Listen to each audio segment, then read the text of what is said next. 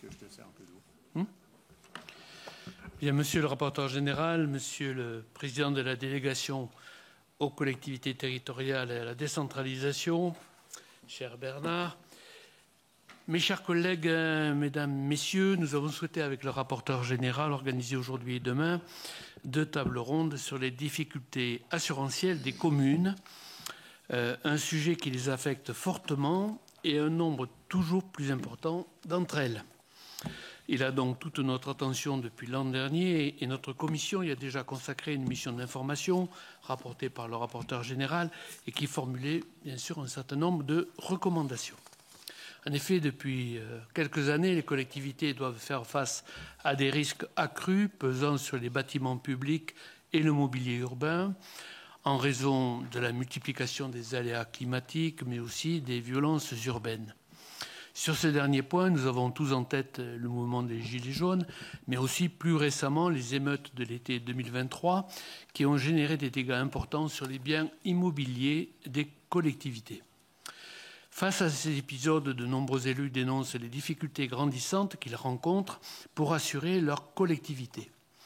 Au-delà des cas où ils ne parviennent pas du tout à s'assurer, certaines collectivités voient parfois leurs cotisations être multipliées par 3 ou 4, voire leurs obligations d'assurance non respectées concernant la flotte automobile ou encore l'assurance fonctionnelle des élus.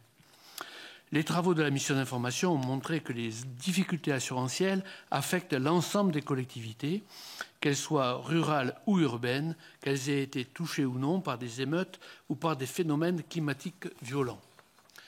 Ces difficultés croissantes résultent de plusieurs facteurs. D'un côté, le marché de l'assurance des collectivités présente des dysfonctionnements et s'avère peu attractif pour les assureurs. Les règles de la commande publique sont particulièrement contraignantes, ce qui conduit à ce que les assureurs ne répondent plus ou peu aux appels d'offres. De l'autre côté, la multiplication et l'intensité des aléas climatiques et des atteintes aux biens accroissent le coût des sinistres et fragilise le modèle économique des contrats d'assurance dommages aux biens. Il apparaît que la situation n'est pas en passe de se résorber, bien au contraire. C'est pourquoi, 1 an après la publication de ce premier rapport de la mission d'information de la Commission des finances, nous avons souhaité entendre les principaux acteurs sur le sujet en organisant 2 tables rondes. Nous attendons donc aujourd'hui tout d'abord les premiers concernés, c'est-à-dire les maires, qui vont pouvoir témoigner concrètement devant nous de leurs difficultés et des solutions qu'ils ont pu imaginer pour en sortir avec plus ou moins de succès. Pour cette première table ronde, nous avons convié, et je leur souhaite donc la bienvenue, les membres également de la délégation aux collectivités territoriales et à la décentralisation. Fort de ces échanges de terrain, la Commission des finances entendra demain les représentants du secteur de l'assurance et les acteurs institutionnels pour envisager notamment les réponses concrètes qui doivent être apportées à cette situation.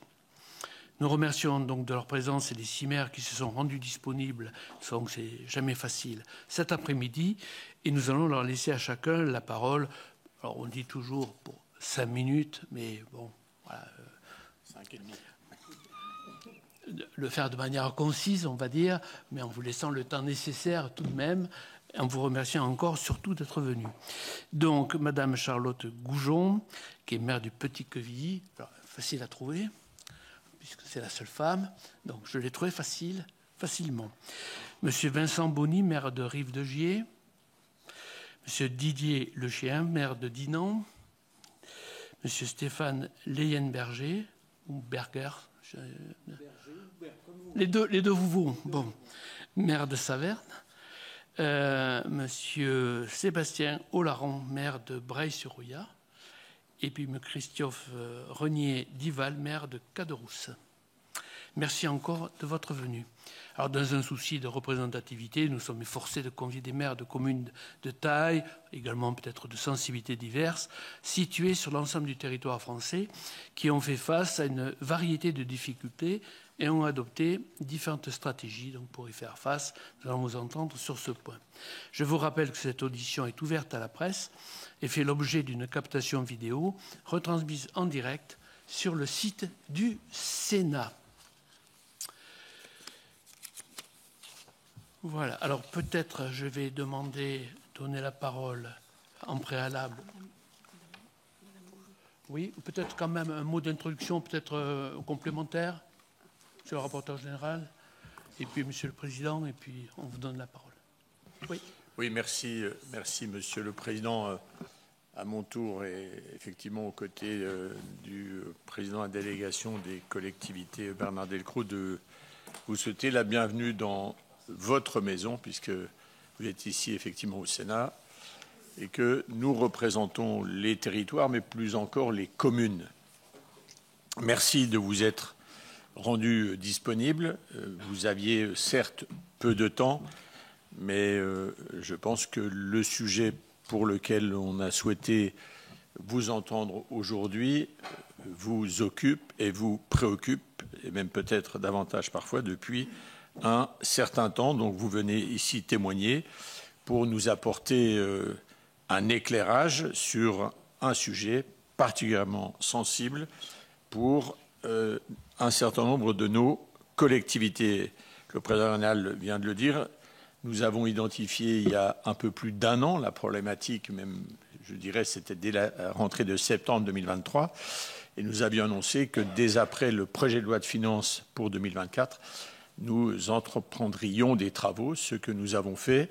Et il y a presque une année, bientôt, nous avons conduit une mission d'information en établissant un diagnostic assez précis, nous semble-t-il, de la situation, en tentant d'y apporter une ou des solutions. Les recommandations de notre mission portaient sur 4 axes.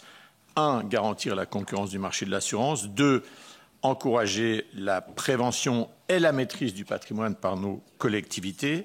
Troisièmement, sécuriser les conditions de passation des marchés publics. Et enfin, quatrièmement, élargir le domaine d'intervention de l'État dans des situations exceptionnelles. Je souhaite que l'on profite de cette table ronde pour vous soumettre certaines de ces recommandations, après bien évidemment vous avoir entendu, pour les confronter au moins à nouveau à la réalité vécue par les principaux intéressés que vous êtes. Une première recommandation est de confier au médiateur de l'assurance une compétence d'accompagnement des collectivités lorsqu'elles ne trouvent pas d'assureur. L'enjeu de la mesure serait notamment de rééquilibrer les relations entre et avec les assureurs et les collectivités territoriales pour des communes dont les moyens sont parfois limités et qui ne sont pas en capacité de s'assurer elles-mêmes, donc de s'auto-assurer. Aujourd'hui, pour une collectivité qui ne trouve pas d'assureur, elle est totalement démunie et finalement ne peut se tourner vers personne. Il y a une forme de néant. Il nous paraît que le médiateur de l'assurance pourrait, au regard de ses compétences et des moyens humains dont il dispose, pourrait les aider, pourrait vous aider dans ces cas-là. En quelque sorte, il serait une sécurité. Une deuxième recommandation est la systématisation des franchises dans les contrats d'assurance. Alors j'ai bien conscience que cette seconde recommandation peut prêter à controverse. À mes yeux, la vertu principale de cette recommandation, finalement, c'est de recentrer les contrats d'assurance sur les risques majeurs et donc de permettre une meilleure indemnisation de ces derniers, notamment lorsqu'il y a des risques et des sinistres. Et c'est finalement un contrat donnant-donnant où les assureurs répondent présents en cas de crise et où les collectivités sont incitées en même temps à mener des actions de prévention pour ne pas avoir à subir la multiplication de coûts de petits dommages, donc de faibles montants, qui seraient évidemment par nature exclus par la franchise. Une troisième recommandation est l'obligation pour les assureurs de motiver les résiliations de contrats d'assurance. Les résiliations unilatérales, en effet, en l'absence de toute justification, sont particulièrement difficiles à appréhender pour les collectivités, surtout en l'absence de sinistralité notable. J'ajoute qu'en plus, pour s'assurer ensuite, ça complique et notamment ça renchérit le coût de l'assurance. Enfin, la mission d'information a recommandé la création d'un mécanisme de mutualisation du risque émeute.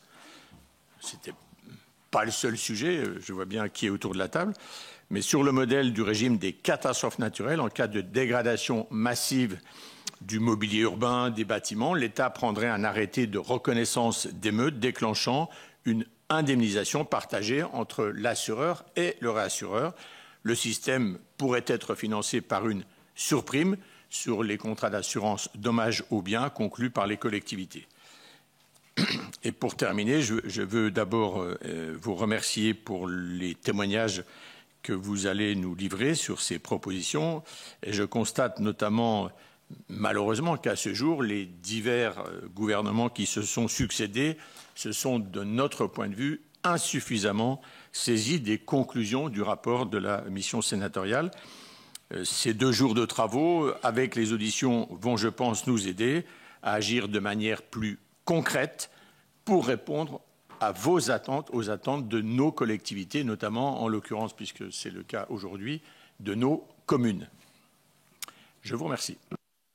Merci, Monsieur le rapporteur général. Monsieur le Président. Monsieur le Président, Monsieur le rapporteur général, chers collègues, Madame, Messieurs les maires, les travaux de la Commission des finances, le rapporteur général vient de le rappeler, notamment à travers le rapport qu'il a présenté en mars 2024, mais aussi les travaux menés par plusieurs associations représentatives des élus locaux, mais aussi les nombreuses saisines des maires qui nous parviennent, font état d'une aggravation préoccupante de l'assurabilité des collectivités locales. Et je pense que les témoignages que vous allez apporter tout à l'heure vont venir nous le confirmer ou compléter ces éléments. Hausse des montants des cotisations et des franchises qui explosent. Je ne peux pas m'empêcher de citer, parce qu'ils nous ont alerté sur le sujet, la commune de Rive-de-Gier dans la Loire, qui nous a alerté sur le montant de sa franchise, qui a soudainement été porté à 2,5 millions d'euros pour les dégâts liés aux émeutes urbaines. C'est un exemple parmi tant d'autres. Pratiques contractuelles agressives avec l'introduction d'avenants en cours de contrat portant sur les tarifs, les franchises, mais aussi sur la couverture de certains risques qui se voient soudainement exclus des contrats.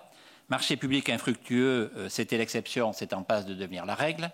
Ou encore résiliation unilatérale pure et simple, laissant des collectivités, ça a été rappelé par le rapporteur général, dépourvues de toute couverture des risques. On peut ajouter, et tu l'as rappelé, une concentration importante de l'offre qui nuit à la concurrence et à la diversité des couvertures proposées. Tout ceci dans un contexte de hausse du nombre de sinistres, notamment avec la multiplication des aléas naturels et des dégradations de biens publics, avec des émeutes à répétition. De ce point de vue, les perspectives en termes de risques climatiques tracées récemment par les MMA sont tout à fait inquiétantes.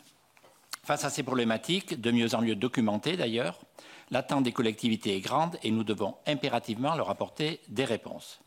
Le Sénat est attendu sur cette question et le président du Sénat entend bien répondre à l'appel des élus locaux. Il a pour cela saisi la délégation aux collectivités territoriales et à la décentralisation et je suis heureux du travail que nous menons de concert, évidemment, avec la Commission des finances. Nous ne pouvons en aucun cas laisser les collectivités dépourvues de solutions.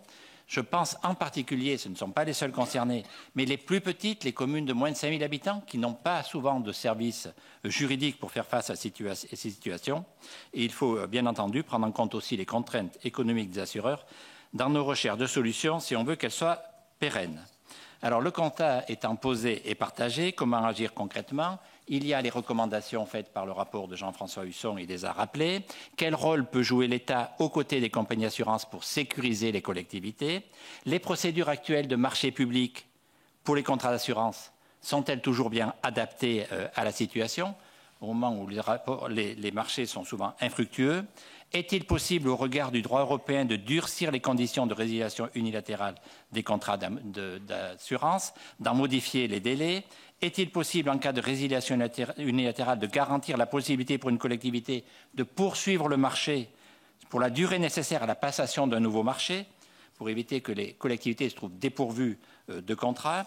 Cela dans un contexte où beaucoup de marchés publics, on l'a dit, sont infructueux. Et afin d'éviter la multiplication des décisions de justice défavorables aux collectivités, pour citer celle du 9 décembre dernier concernant la commune de Breil-sur-Roya. De même, est-il possible d'encadrer plus strictement les modifications substantielles unilatérales des contrats d'assurance des collectivités territoriales? Une adaptation du droit applicable selon la taille des communes est-elle souhaitable? Est-elle envisageable pour protéger les petites collectivités dans lesquelles les enjeux et les risques sont souvent moindres? Et enfin, Jean-François Husson l'a rappelé, comment dynamiser la concurrence au sein du marché des assurances des collectivités aux collectivités locales. Ça fait partie des propositions que tu as faites. Voilà quelques sujets sur lesquels votre témoignage va être précieux pour nous aider à la fois à partager évidemment le constat, mais je pense que nous sommes d'accord là-dessus, mais surtout à essayer d'envisager des pistes, des solutions. En tous les cas, je pense qu'il est important de répondre à la préoccupation légitime des élus locaux et de leur apporter rapidement des solutions concrètes. Voilà, c'est l'objet aussi de cette rencontre, de pouvoir échanger ou recueillir votre avis sur des solutions possibles, vous qui êtes confrontés directement à ces questions-là dans vos communes. Je vous remercie. Merci, Monsieur le Président. Monsieur le rapporteur général, Monsieur le Président, vous avez brossé un petit peu l'état de l'art, si je puis dire, vu du côté du Sénat, quoi. Et l'idée, c'est un an après de voir comment on peut aller plus loin et tenant compte évidemment de vos expériences et de la façon dont vous avez réglé, ou pas, ou à moitié, quelle solution vous avez pu trouver. Alors on va démarrer, si vous voulez bien, avec Madame Charlotte Goujon, maire de Petit-Quevilly. Merci, Monsieur le Président, Monsieur le rapporteur général, Monsieur le Président de la délégation aux collectivités territoriales à la décentralisation, Mesdames et Messieurs les sénateurs, chers collègues maires, merci de nous donner la parole. Peut-être pour commencer, vous dresser un portrait rapide de Petit-Quevilly, parce que je pense que ce que je vais évoquer là est important pour la suite de mon propos. Donc Petit-Quevilly, c'est à peu près 22 500 habitants dans le département de la Seine-Maritime, 2 quartiers prioritaires de la politique de la ville, environ un peu moins de 400 agents, 13 écoles, 10 équipements sportifs, 2 crèches municipales, un centre de loisirs, 2 locaux qui accueillent des associations d'assistantes maternelles, une maison des associations, 2 foyers pour personnes âgées et une résidence autonomie, l'hôtel de ville bien évidemment, le centre technique municipal, 2 salles des fêtes municipales et 3 bâtiments qui accueillent les centres sociaux et le CCS. Tous, ou presque, quasi neufs ou rénovés il y a moins de 10 ans. Et pourquoi j'évoque cela? Parce qu'il a été évoqué, par exemple, dans les solutions, le fait de renoncer parfois à assurer certains bâtiments. Mais quand tous les bâtiments sont ou tous rénovés ou quasi tous neufs, ça me paraît difficile, quand on a investi des millions et des millions, de retirer un certain nombre de nos bâtiments municipaux de l'assurance, en tout cas des bâtiments que l'on souhaite assurer.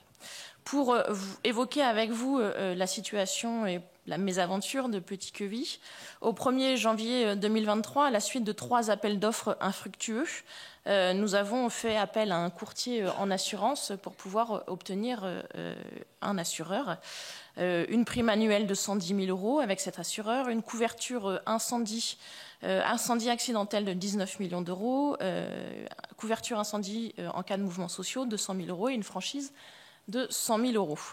Le 29 juin, nous avons subi, comme d'autres communes sur le territoire national, les émeutes de 2023 à la suite de la mort de Naël.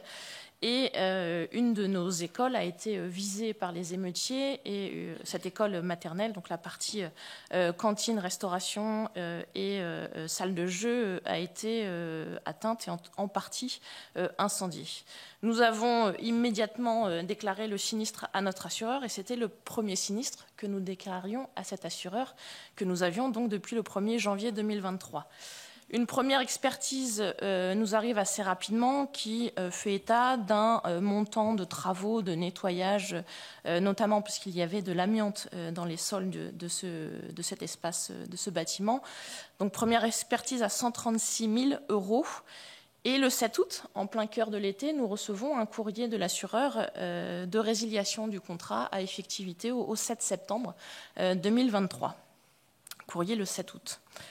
Le 10 août, on nous informe qu'une nouvelle expertise a été dépêchée et que le montant est maintenant de 650 000 €, alors que nous avions décidé assez rapidement au début de l'été que nous ne ferions pas les travaux de cette école puisqu'elle était située dans un quartier en plein renouvellement urbain qui fait partie du programme national de renouvellement urbain et qu'elle était vouée sous 3 ans à la démolition.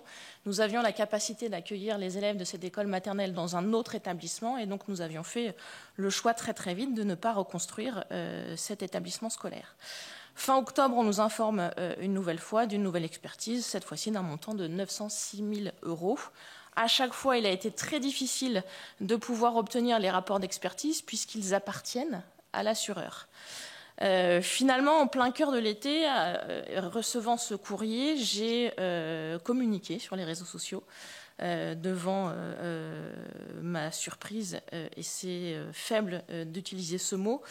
Et j'ai envie de dire, dans un premier temps, c'est cette couverture médiatique, et notamment auprès de la presse spécialisée, qui nous a sauvés de la résiliation du contrat, puisque l'assureur a fini par accepter de rediscuter et de renégocier avec nous les conditions de notre couverture assurantielle pour une année, ce que nous avons fait, et nous avons aussi par ailleurs menacé de faire appliquer la jurisprudence du tribunal administratif de Marseille, obligeant l'assureur à nous conserver.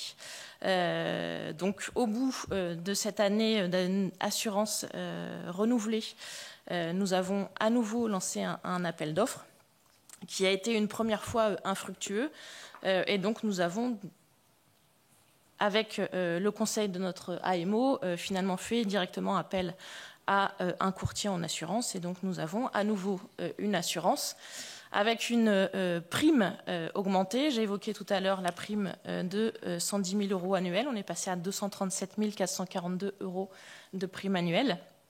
J'ai évoqué les couvertures incendie. Et donc nous sommes passés d'une franchise avec l'ancien assureur de 100 000 € à une franchise de 1 million d'euros. Et quand j'entends mon voisin et collègue, finalement, j'ai envie de dire, presque on se rassure d'avoir une augmentation de seulement 1 million d'euros quand certains voient leur franchise augmenter de plus du double. J'ai déjà évoqué à plusieurs reprises, en tout cas, moi, une des propositions que je porte, et que j'ai évoqué à de nombreuses reprises, c'est la création, ou en tout cas le travail à la création d'une structure publique ou parapublique qui permettrait aux collectivités qui se retrouvent sans solution de pouvoir finalement réussir au bout du bout à trouver une assurance, puisque dans les propositions qui peuvent être parfois faites, le recours à l'auto-assurance finalement expose les collectivités à un risque financier. Et je nous vois mal, comme maire, annoncer à nos habitants qu'on refuse à investir dans des bâtiments publics, à investir dans de la rénovation pour être notre propre assureur. On se retrouve finalement à devoir choisir entre le pire et le moins bien, entre l'augmentation de nos primes d'assurance et des franchises, ou être nos propres assureurs et renoncer finalement à l'investissement que l'on doit pour rénover et renouveler nos communes. Et donc il me semble notamment que pour celles qui se retrouvent sans solution, que l'on doit travailler à la création de cette structure publique ou parapublique. Je vous remercie. Très clair, Madame Goujon. Merci beaucoup pour cette présentation. On va passer à votre collègue de Rive-de-Gier. Vous avez déjà dit l'essentiel, si je comprends bien. Vous allez nous dire, Monsieur le maire. Merci beaucoup pour votre invitation, Monsieur le Président, Monsieur le rapporteur, Monsieur le Président de la délégation, chers collègues. Très heureux d'être là, même si on aurait préféré, je pense, les uns les autres, préférer à consacrer du temps pour d'autres choses plus positives, mais c'est intéressant de pouvoir effectivement venir nous exprimer auprès de la Commission des finances du Sénat. Vous dire le sentiment de double peine qui m'a étreint fortement au lendemain des inondations du 17 octobre 2024. Une fois géré la crise, une fois avoir sauvé des vies, avec évidemment les sapeurs-pompiers, le monde associatif, les habitants eux-mêmes, d'avoir réussi à déblayer la ville rapidement pour reprendre le cours normal des choses. On s'assoit derrière son bureau, on retravaille sur ces dossiers et on apprend que c'est la double peine. Après donc les émeutes urbaines de 2023, Groupama, pour bien les citer, nous résilie au terme de l'année 2023 du contrat qui nous liait, et nous faisons effort pour obtenir un nouveau contrat d'assurance où on nous impose cette franchise exorbitante de 2,5 millions en cas de nouvelles émeutes urbaines, et sans nous prévenir que cette franchise-là s'appliquera en cas de catastrophe naturelle. Cet assureur, que je ne nommerai pas exprès ici, mais que chacun connaît, qui fait très bien son travail d'évaluation des risques, puisque à Rive-de-Gier, nous avons un PPRI. Nous avons déjà eu une inondation en 2008, catastrophique. Et donc, ne nous prévient pas de cela, nous fait signer le contrat, et au lendemain de l'inondation, nous fait part de cette réforme du régime des assurances pour les collectivités locales en cas de catastrophe naturelle et nous dit bien sûr qu'on va vous indemniser, mais avec cette franchise de 2,5 millions. Et nous estimons, nous, à ce moment-là, que nous avons 2 millions d'euros de dégâts. En réalité, ça va être beaucoup plus. Les experts sont en train de se mettre d'accord. On sera sans doute autour de 4 millions. Et donc, voilà. Alors, on dépiote le contrat, puis on s'aperçoit qu'ils ont tellement mal fait leur travail et qu'ils ont oublié d'intégrer cette réforme de l'assurance de l'indemnisation des collectivités locales en cas de catastrophe naturelle. Et donc, en réalité, on est bien sous le régime des 10% de reste à charge. Et donc, ils vont le reconnaître. Mais maintenant, ils nous expliquent que la Caisse centrale de réassurance ne veut pas les indemniser, eux, de ce qu'ils nous doivent. Et donc, ils nous disent, débrouillez-vous avec la CCR. Voilà. Donc ça, c'est totalement inacceptable. Moi, je suis venu ici pour vous demander une première chose, c'est l'abrogation de cette réforme de l'indemnisation des collectivités locales en cas de catastrophe naturelle. Comment peut-on nous appliquer une clause qui vaut pour un risque, pour un autre risque? En quoi nous sommes responsables des émeutes urbaines nationales qui sont déroulées malheureusement dans notre pays à l'été 2023, et en quoi sommes-nous responsables d'une catastrophe naturelle climatique? D'aucune manière pour les deux risques. Et pourquoi on mélange les deux? Voilà. Donc, il faut faire des efforts, bien évidemment. Les collectivités locales font des efforts. On essaye de s'adapter, de protéger nos bâtiments. On est engagé avec l'État, avec la métropole, avec tous les partenaires de la commune pour une adaptation de l'urbanisme de la commune, puisque nous sommes dans une vallée encaissée et nous sommes sujets à un risque d'inondation qui peut revenir demain.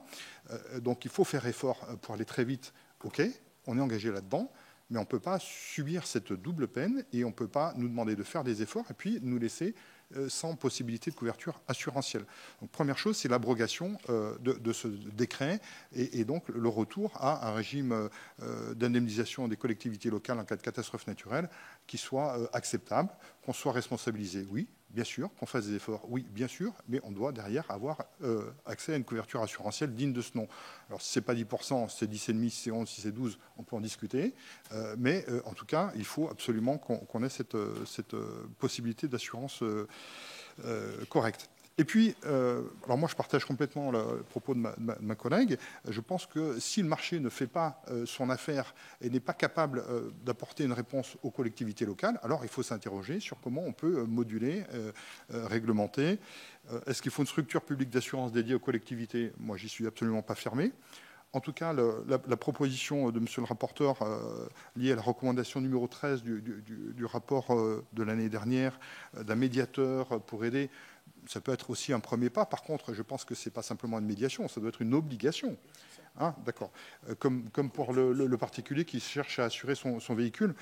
Bon, je crois que c'est absolument indispensable, effectivement, de pouvoir intervenir et d'apporter effectivement une protection réelle aux collectivités locales, parce que en préparant cette audition, j'ai été sur le site de la Banque de France et je me suis aperçu que le secteur assurantiel, finalement, il est, à part pour ceux qui sont sur les collectivités locales, il n'est pas en difficulté.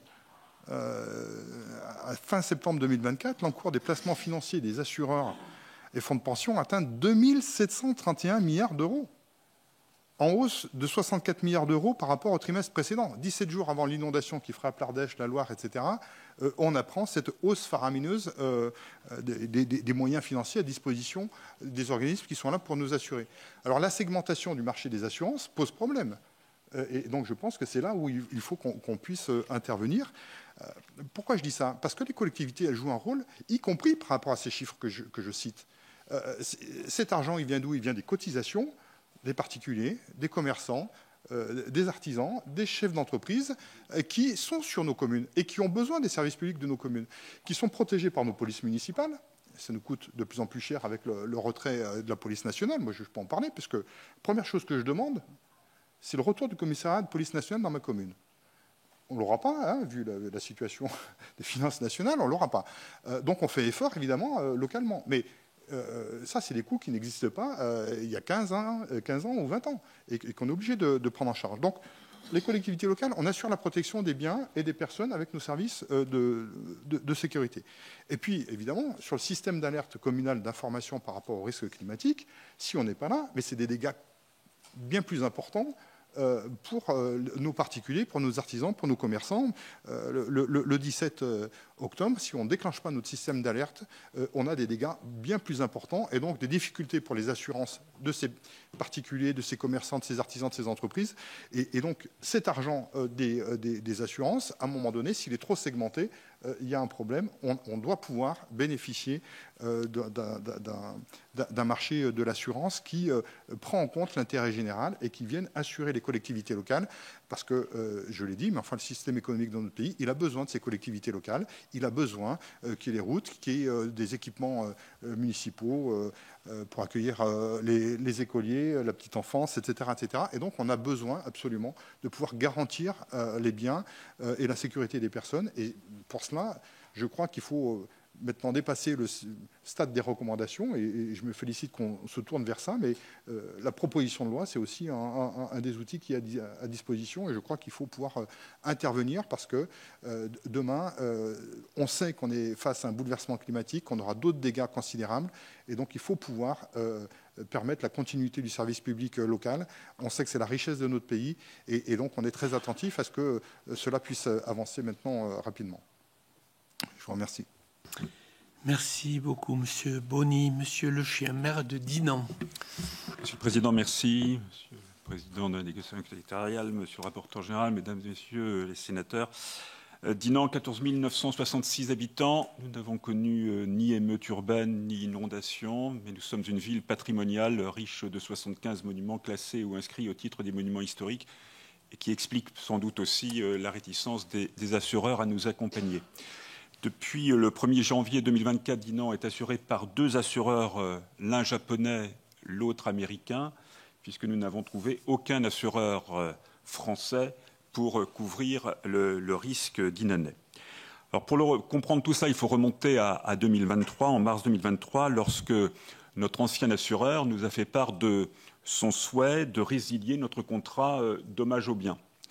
Et sa décision était parfaitement conforme au Code des assurances. Nous n'avions pas à la contester, puisqu'il n'avait pas d'ailleurs à la motiver, comme le rappelle très justement le rapport de la mission d'information. Le courrier précisait néanmoins que cette résiliation intervenait dans le cadre de la fusion qui était opérée entre la Maif et la SMACL. Et dans les semaines qui ont suivi cette lettre de résiliation, nous avons donc lancé une consultation, un appel d'offres, qui s'est révélé infructueux à l'issue d'un délai de 30 jours qui a été fixé pour la réception des offres. Alors se pose la question de savoir s'il faut augmenter les délais, mais un allongement à 90 jours, par exemple, n'aurait probablement pas, changé le problème, au sens où nous avions très largement relevé nos seuils de franchise au moment de la passation des marchés. Et à partir de septembre 2023, nous avons donc entamé des négociations directes avec les assureurs par le biais de la procédure de gré à gré. Ce que recommandent d'ailleurs les assureurs, ce que souhaitent beaucoup de compagnies d'assurance, c'est qu'on passe directement en procédure de négociation de gré à gré. Et sur les conseils de notre AMO, puisque nous avions... il y a un AMO qui nous accompagnait. Nous avons pris la tâche de SMACL Assurance, qui nous couvre par ailleurs pour nos risques responsabilité civile et flotte automobile. Et la SMACL nous a opposé une fin de non-recevoir, tout comme les autres compagnies d'assurance, que ce soit AXA, Groupama, Allianz, dont certaines d'ailleurs n'ont même pas répondu, n'ont même pas formulé de contre-proposition, ou n'ont même pas répondu à nos sollicitations, y compris dans le cadre de la négociation de gré à gré. Donc ça, c'est le deuxième point sur lequel je voulais insister. Ce n'est pas forcément l'assouplissement des procédures qui va régler le problème. Nous avons donc supposé que ces refus s'expliquaient par notre sinistralité, parce que nous avions connu, les années précédentes, quelques dommages, notamment dans nos parkings. Pourtant, notre prime annuelle avait déjà sextuplé, puisque nous étions passés de 43 000 € en 2018 à 287 000 en 2020. Donc déjà, nous avions connu cette augmentation. Et c'est en échangeant avec d'autres collègues, comme nous le faisons cet après-midi, que nous nous sommes rendus compte que nos difficultés n'étaient pas liées à notre sinistralité, mais davantage à l'atonie du marché, à la réorganisation du marché et au fait aussi que les compagnies d'assurance s'orientaient aujourd'hui davantage ou privilégiaient aujourd'hui plutôt le marché des particuliers, le marché des entreprises, au détriment des collectivités territoriales, qui est un marché non rentable pour les compagnies d'assurance que j'ai eu l'occasion de rencontrer notamment avec l'Association des petites villes de France, insiste sur ce point, le marché des collectivités territoriales n'est pas rentable.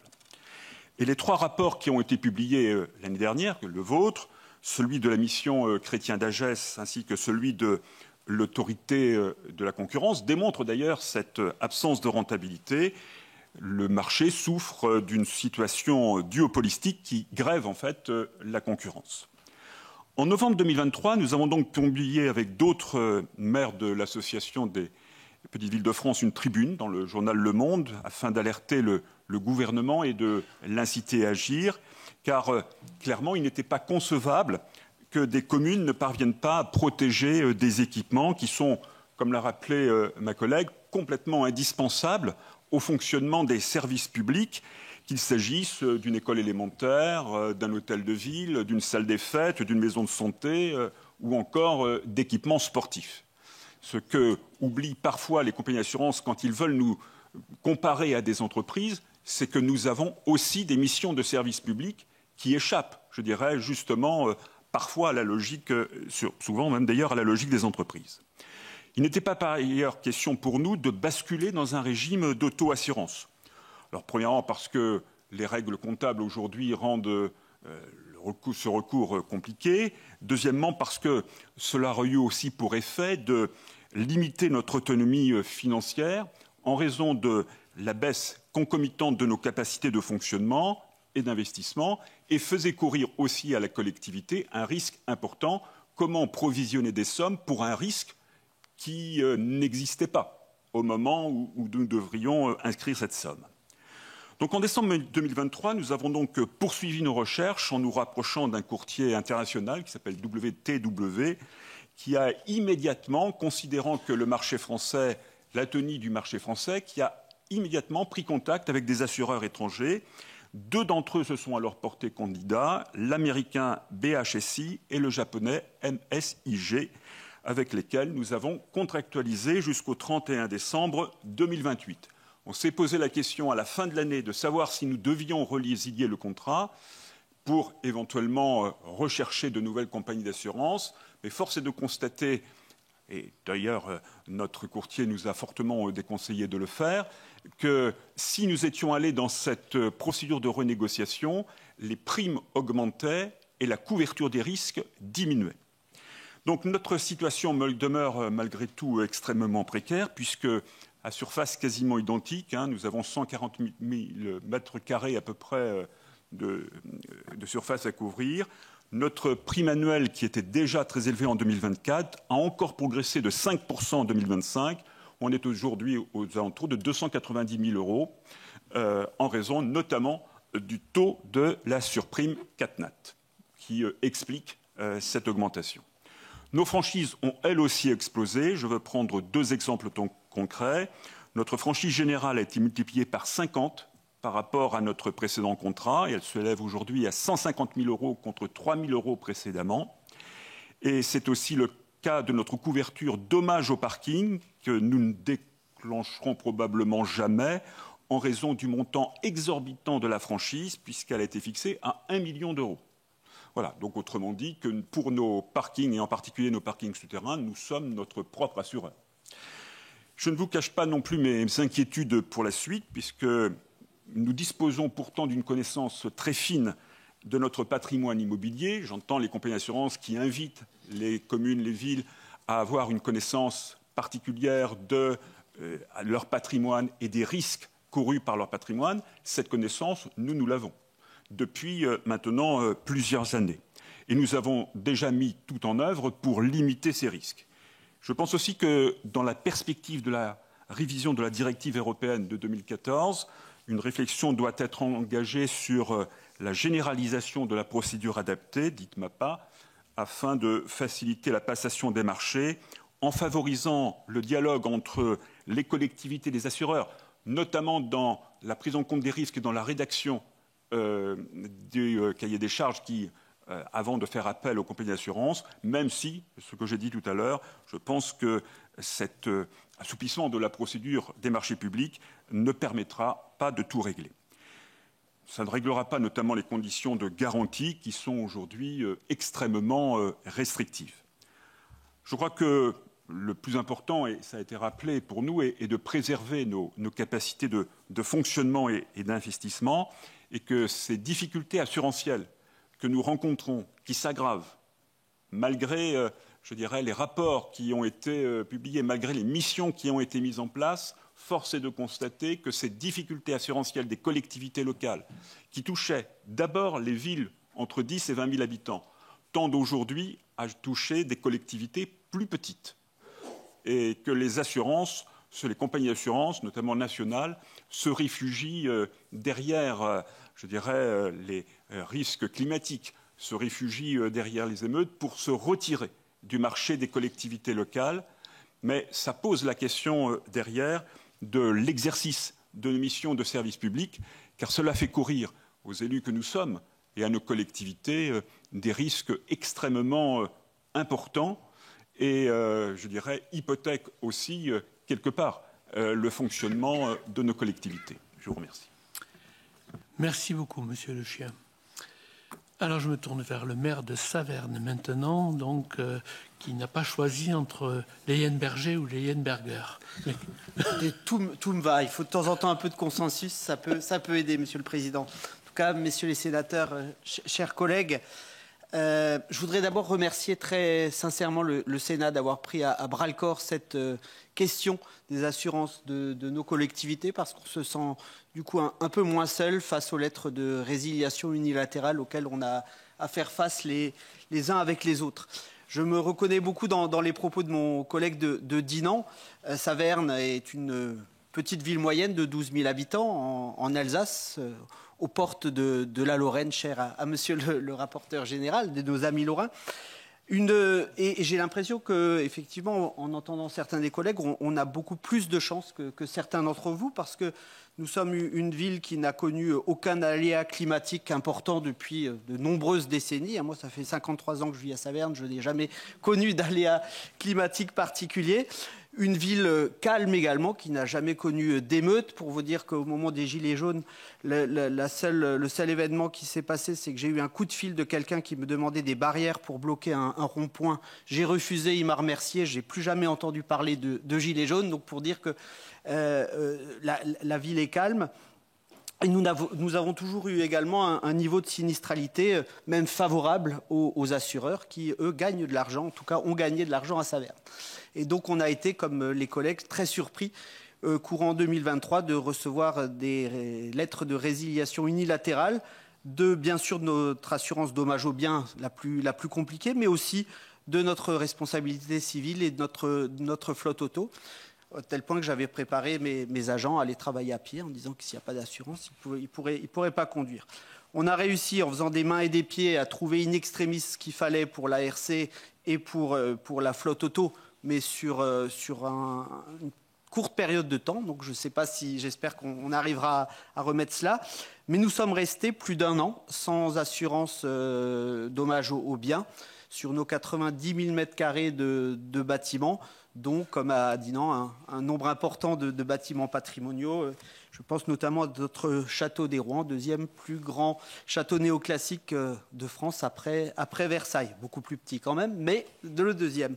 Et donc, ça fait effectivement mal et on ne dort pas toujours très bien quand on sait qu'on a ce type de bâtiment qui n'est pas assuré. Comme les collègues, on a mis sur le... On a consulté les courtiers de la place et on a fait travailler le plus grand courtier du Grand Est qui, la première fois, avec un petit sourire, me disait « Monsieur le maire, vous inquiétez pas, en une semaine, on vous aura réglé votre problème ». Et alors, qui n'a jamais lâché, je dois le dire, mais il a mis 1 an et 1 mois à trouver une solution chez un assureur suisse de notre côté, Helvetia, qui nous assure donc maintenant sur les biens pour un montant 3 fois plus important que nous payions par le passé chez Groupama, pour ne pas les citer, avec un niveau de franchise particulièrement élevé, puisqu'il est à 500 000 euros de franchise sur les sinistres type dégâts des eaux ou incendie. Mais au moins, nous couvrons les risques les plus importants, que sont celui d'une destruction d'un certain nombre de bâtiments ou de propagation à d'autres bâtiments, puisque l'ARC ne couvre pas ce type de dommages, et c'est bien l'assurance dommage aux biens. Donc c'est aussi, pas seulement sur les biens de la commune, mais aussi ceux de nos administrés, de nos tiers, des tiers qui sont en cause. Comme les collègues, en tout cas, la seule explication qui m'a été donnée sur ces refus d'assurance était le malheur pour nous d'être une ville de plus de 10 000 habitants. Je n'ai pas eu d'autres explications. Alors je pense que la solidarité entre collectivités est quelque chose d'important, mais il vaut mieux qu'on la joue pour obtenir quelque chose, plutôt que simplement dire on vous met tous dans le même pot et puis vous payez pour les autres. C'est aussi quelque chose de particulièrement surprenant en la matière. Et comme les collègues, j'entends avec intérêt les propositions que vous avez faites, monsieur le rapporteur général, et je crois qu'il est important aussi de pouvoir s'interroger sur la manière dont les pouvoirs publics peuvent être solidaires en cas d'impasse d'une manière ou d'une autre, parce que je ne souhaiterais plus revivre plus d'une année sans assurance. C'est quelque chose qui est particulièrement désagréable. Alors on parle d'auto-assurance, c'est un terme un peu pudique, ce qui ne veut pas dire grand-chose finalement. Ça veut juste dire qu'on accepte de prendre en charge le risque nous-mêmes. Sans doute que les très grandes communes ont une assise financière suffisante pour le faire. Une commune de notre taille serait bien embêtée et sans doute au bord du dépôt de bilan, voire au dépôt de bilan, si elle devait faire face toute seule à des montants de plusieurs dizaines de millions d'euros. Voilà, merci beaucoup. Merci à vous. Alors je me tourne vers votre voisin. Alors on connaît malheureusement mieux Breil-sur-Roya. On a quelques images, si je puis dire, en tête.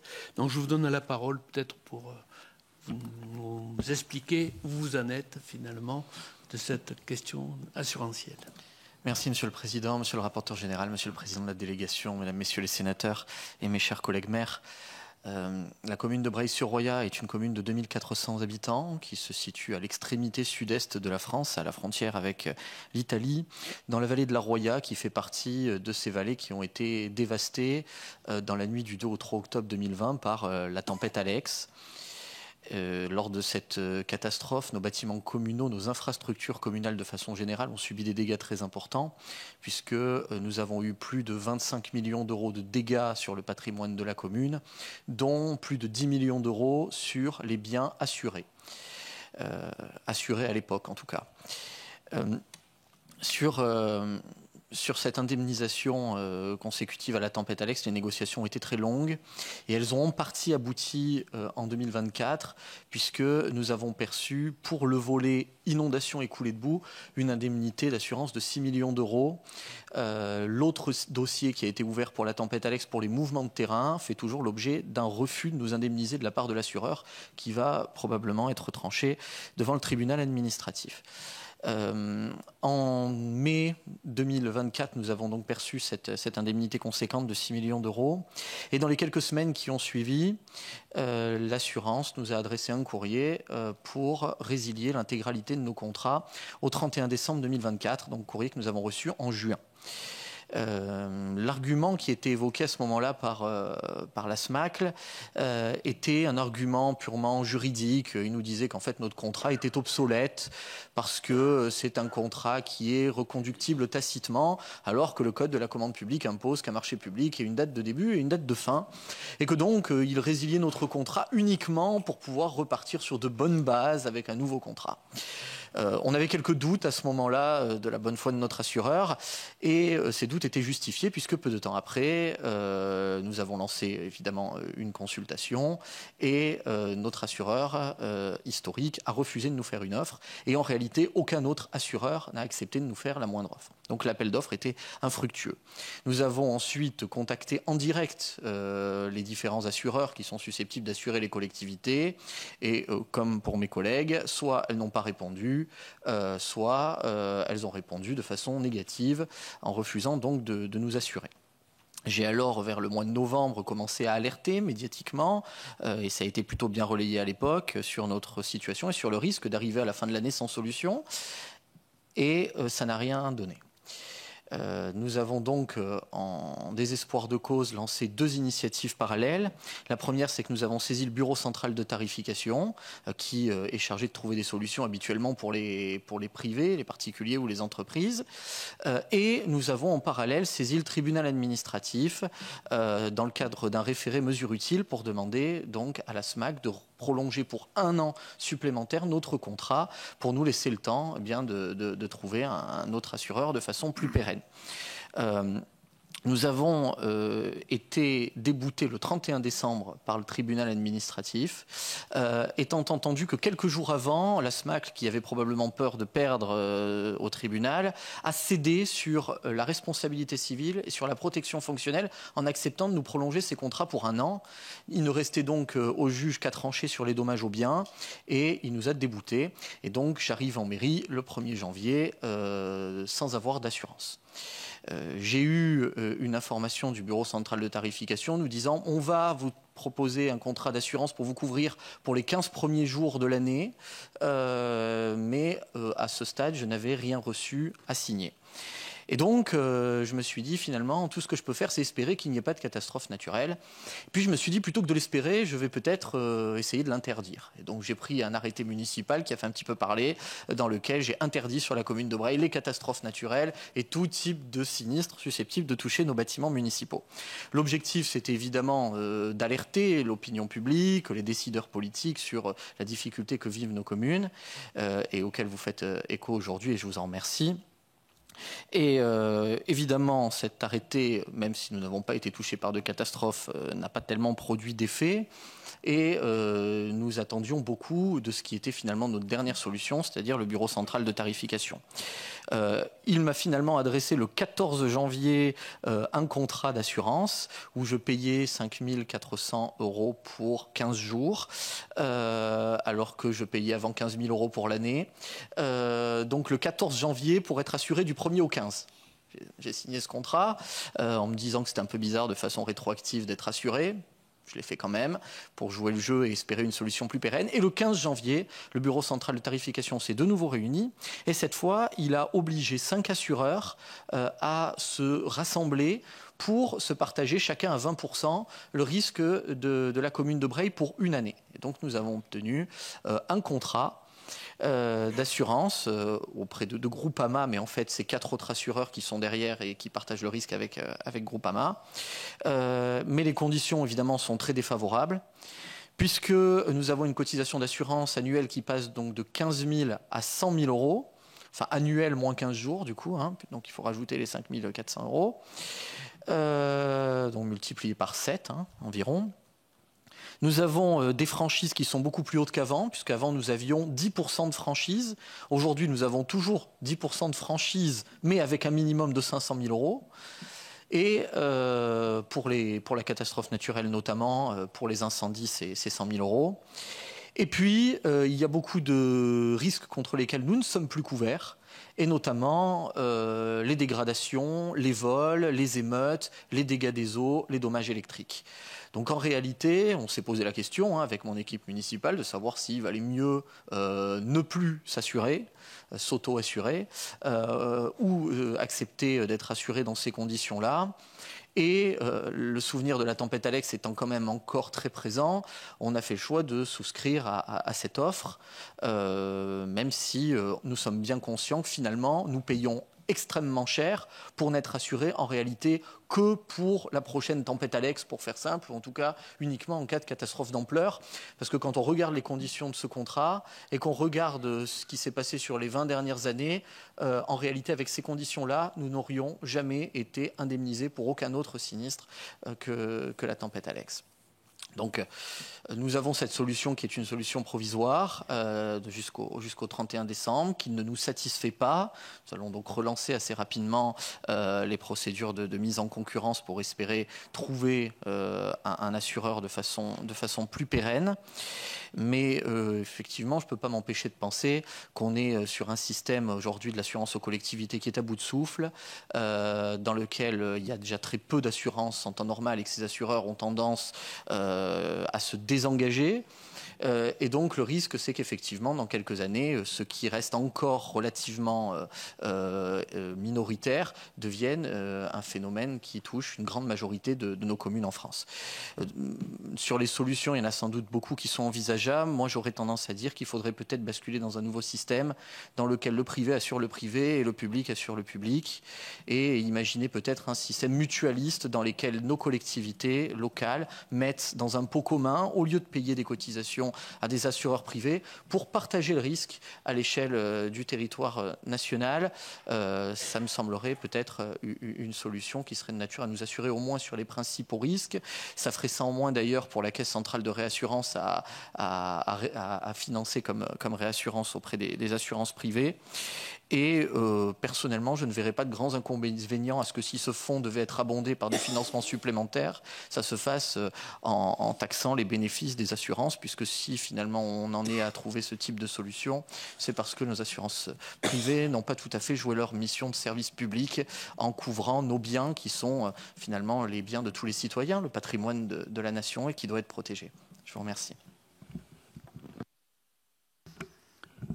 Très bien, merci beaucoup et merci pour les propositions également, ça vaut pour tous évidemment, et notamment cette idée effectivement d'avoir un système mutualisé finalement public où les collectivités viendraient. Voilà. Donc, comme vous le savez, il y a des réflexions en cours dans ce domaine-là, donc il faudra regarder un petit peu comment ça peut fonctionner, puisque c'est toujours un problème d'échelle et de certitude. Bien. Nous allons terminer ce tour de table avec M. Christophe Rognier-Dival, le maire de Caderousse. Merci, Monsieur le Président. Mesdames, Messieurs, Monsieur le rapporteur, Monsieur le Président, chers collègues, oui, à Caderousse, on n'a pas eu de sinistre, mais on n'a plus été assuré. Durant 4 mois, en 2024, Caderousse n'était pas assuré. Alors Caderousse, pour vous situer, village de 2600 habitants, village du Rhône, parce que nous avons une digue qui lèche le Rhône, une digue d'1 km 730 qui protège 1400 habitants à l'intérieur et 1200 habitants à l'extérieur de la digue. Une forte augmentation d'assurance qu'il a fallu subir, un marché infructueux. Il a fallu, mais là je rejoins ce que viennent de dire mes collègues, négocier de gré en gré en trouvant personne. Donc durant 4 mois, on n'a pas été assuré. Mais je vous dirais, ce qui a été choquant, c'est ce courrier que j'ai reçu en juin 2023, me disant, voilà, on va résilier votre contrat. Aucun sinistre. Sachez que le dernier sinistre important à Caderousse, c'est les inondations de 2003. Depuis, rien. Quand je dis rien, c'est 13 000 € de sinistre depuis 2019. Donc je peux vous dire, on gère tous les communes, on sait que c'est rien du tout. Donc qu'est-ce qu'on fait ? On négocie. Mais le problème, c'est que les règles du jeu ont complètement changé de côté parce que c'est l'assureur qui définit ces règles du jeu. On a dû, hélas, accepter ceci parce qu'on n'avait pas de choix. Alors, juste pour vous parler un peu du montant de l'assurance, nous étions en 2022 pour le dommage aux biens, on était assuré pour 6 919 €. En 2025, 45 143 €, ce qui fait 552% d'augmentation. Bon, on a tous des difficultés à gérer notre 011, donc je peux vous dire qu'en termes de fonctionnement, c'est difficile. On a 2 monuments historiques, nous avons 42 biens assurés pour un total de 14 800 mètres carrés. Le coût de l'assurance, nous sommes presque à 3 € le mètre carré. Mais on commence à se poser des questions. Qu'est-ce qu'on fait ? Est-ce qu'il y a des biens ? Parce que nous avons des biens à l'extérieur de la digue et des biens à l'intérieur. Donc mon objectif avec ce partenaire, c'était essayer de trouver, pourquoi pas, 2 contrats, parce qu'à l'intérieur, on a moins de sinistralité, au moins pour les inondations. À l'extérieur, pourquoi pas augmenter les franchises. On a une école, une salle des fêtes, un gymnase, des terrains de sport, voilà. À l'intérieur, on a des monuments historiques, nous avons différents bâtiments, des logements. Bon, ceci n'a pas pu être possible. C'est bien dommage parce qu'on pourrait aussi trouver les moyens et arriver avec nos partenaires assureurs de pouvoir sélectionner les biens à risque et les biens qui ont moins de risques. Au moins pour des communes comme la mienne, et je parle aussi à mon collègue, au niveau des inondations. Surtout que Caderousse, on a 2 PPRI. Un PPRI du Rhône et un PPRI de l'Aigle. Donc vous pouvez comprendre qu'au niveau du PLU, on rencontre des difficultés, et de plus au niveau des assurances aussi. Donc voilà. Donc moi ce que j'attends aujourd'hui, c'est pourquoi pas fusionner, pourquoi pas se retrouver à faire caisse commune, assurer le public d'un côté, le privé de l'autre, pourquoi pas. Mais il faut qu'on trouve des solutions, sinon petit à petit, certains biens publics ne seront plus assurés. Voilà, Président. Merci. Merci beaucoup pour votre témoignage et pour votre témoignage à tous. Alors, je voudrais voir si parmi nos collègues, il y a des souhaits de questionnement qui vous sont adressés, sachant que, donc, je le rappelle, nous avons 2 séances. Aujourd'hui, une séance plutôt témoignage et vérification du point où nous en sommes sur les sujets. Puis demain, une séquence côté plutôt assureur et médiateur pour regarder comment techniquement on peut répondre. Donc, on ne va pas ouvrir la deuxième partie, c'est ce que je voulais vous indiquer. Et on reste avec nos 6 témoins, si vous avez des questions à leur poser pour mieux préciser tel ou tel aspect des choses. Alors, je vous écoute, chers collègues, est-ce qu'il y a des demandes? Oui, Thierry Kozik. Merci, Monsieur le Président.